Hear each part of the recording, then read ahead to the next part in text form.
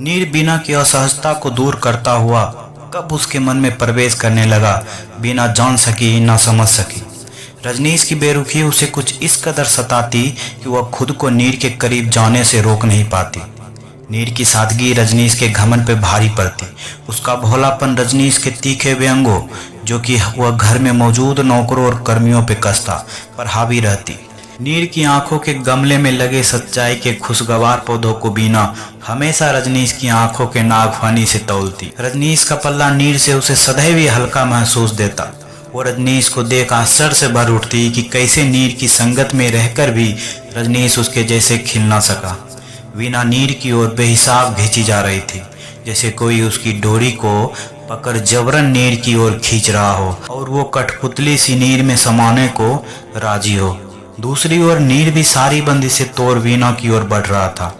जब से नीर आया था रजनीश का घर में पड़ाव और भी कम करता। लगता ही नहीं था कि उसका जिगरी घर में है। कितनी ही बार कालावती जी रजनीश की मिन्नतें करती कि वह कुछ समय बीना के साथ बिताए, लेकिन वह हमेशा ही टाल जाता। कुंवर साहब भी उसे रोक ना पाते। नीर का काफिला जो बीना की ओर लगातार बढ़ रहा था, जो कि अब बहुत ही प्रत्यक्ष व स्पष्ट हो चुका था, उसके मन के भाव अब उसके चेहरे पे दिखने लगे थे। कुंवर साहब को जहां अब नीर और वीना की बढ़ती नजदीकियां खटकने लगी थी, वहीं कालावती जी सब देखकर जानकर भी चुप्पी साधे हुए थी। वीना के चेहरे पे तैरती मुस्कुराहट उन्हें अपना मुंह सीने को विवश कर रही थी।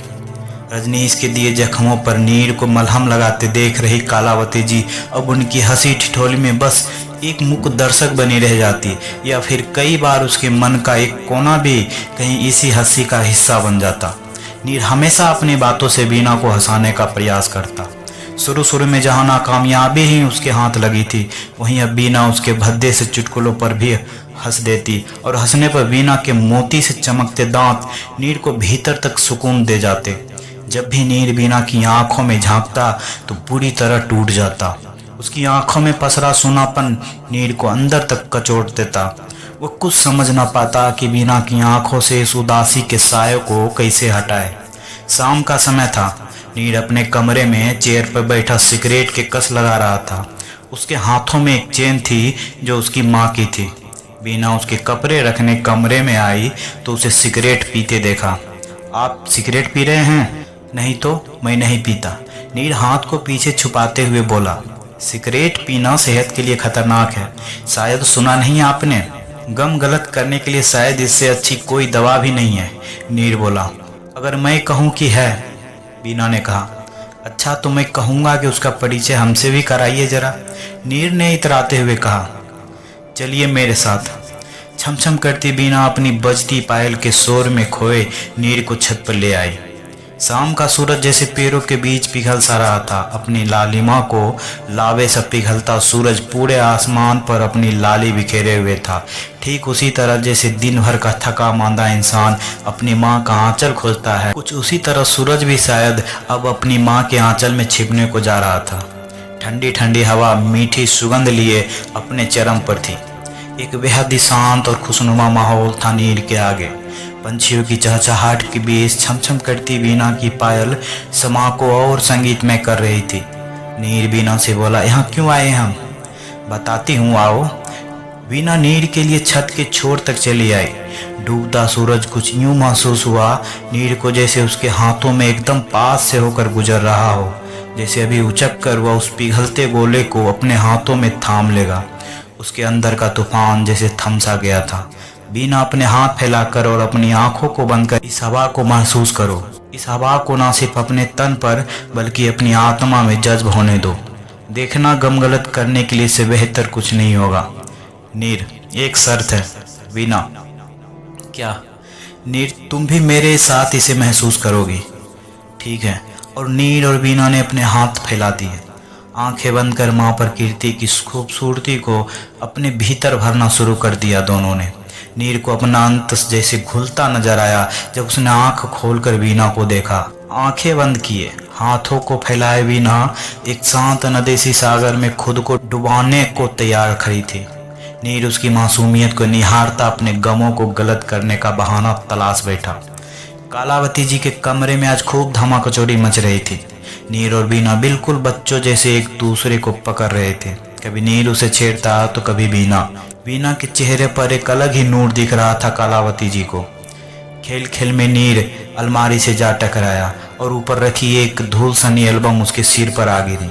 खोल कर देखा तो उसके और रजनीश के बचपन के कुछ चित्र थे। नीर उस एल्बम को खोल कर बैठ गया और एक एक तस्वीर पर हाथ रखता वो जैसे यादों के झरोखे में खोता जा रहा था। अचानक ही उसकी नज़र एल्बम में रखे अपनी माँ के चित्र पर पड़ी, जिसमें कलावती जी उनके साथ थी। उसने उस चित्र पर हाथ रखा तो उसकी आंख में एक आंसू ढुलक आया, जिसे बड़ी चपलता से छिपाता वो किचन में पानी के बहाने से चला गया। उसके जाने के बाद बीना ने कलावती को जिन सवालिया निगाहों से देखा तो उसे बिना कुछ कहे सब समझ गई और उसे नीर के विषय में बताने लगी। नीर एक गरीब परिवार का लड़का था जो पढ़ने में बहुत होनहार था। जिस गांव में नीर रहता था उसी गांव के ही थे कुंवर मान सिंह भी। उद्योग बढ़ने से पहले उसकी नींव उसी गांव में डाली थी उन्होंने। गरीब परिवार के नीर की दोस्ती शाही परिवार के रजनीश से किस तरह और क्यों हुई कोई समझ ना सका। बस वक्त के साथ वो इतनी गहराती गई कि नीर और उसका परिवार भी अब इस परिवार का हिस्सा सा हो गया। कुंवर मान सिंह बेहद अच्छे चरित्र के इंसान थे। उन्होंने कभी नीर और रजनीश में फर्क नहीं किया। नीर की पढ़ाई रजनीश के साथ भी कुंवर साहब के कारण ही संभव हो सकी। नीर जब 13 वर्ष का था उसके माँ पिता स्वर्ग सिधार गए। तब से कलावती जी और कुंवर साहब ने ही उसका लालन पालन किया। कुंवर साहब ने गांव छोड़ दिया और वहां शहर में आकर बस गए। यहीं आकर अपना कारोबार उन्होंने शीर्ष पर पहुंचाया। भले ही कलावती जी और कुंवर साहब नीर पर प्रेम बरसाते रहे, लेकिन समय से पहले ही परिपक्व हुए नीर ने सदा ही अपनी सीमाओं में रहना पसंद किया।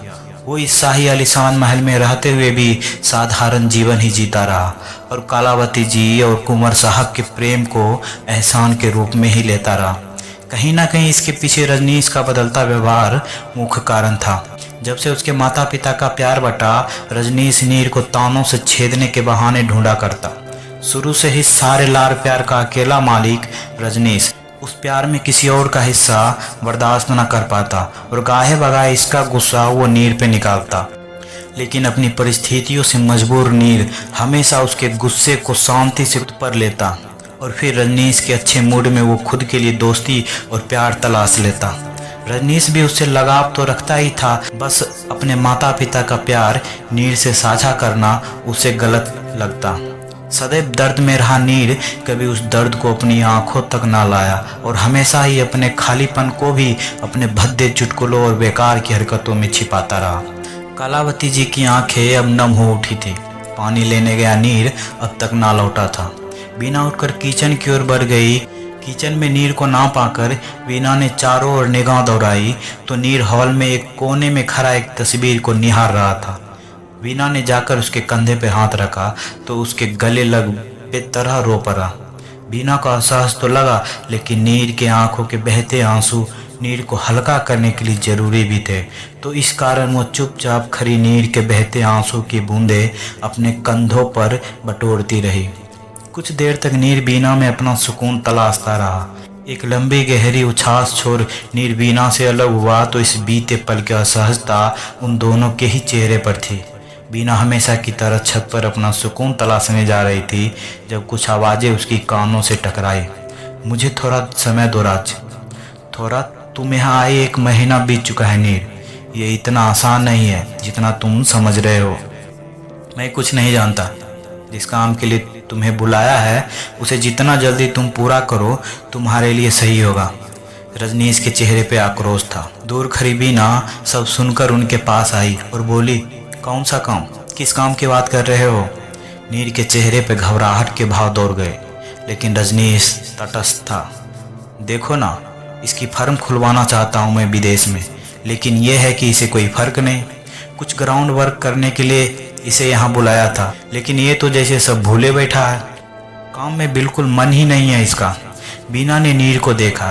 एक पल के लिए उसे ऐसा लगा जिसे रजनीश के बोले गए वाक्यों से वो इत्तेफाक ना रखता हो। नीर के चेहरे में खोई बीना ये भी ध्यान ना दे सकी कि आज रजनीश ने पहली बार उससे खुलकर कुछ कहा था। आज पहली बार उसके चेहरे पे मुस्कुराहट थी।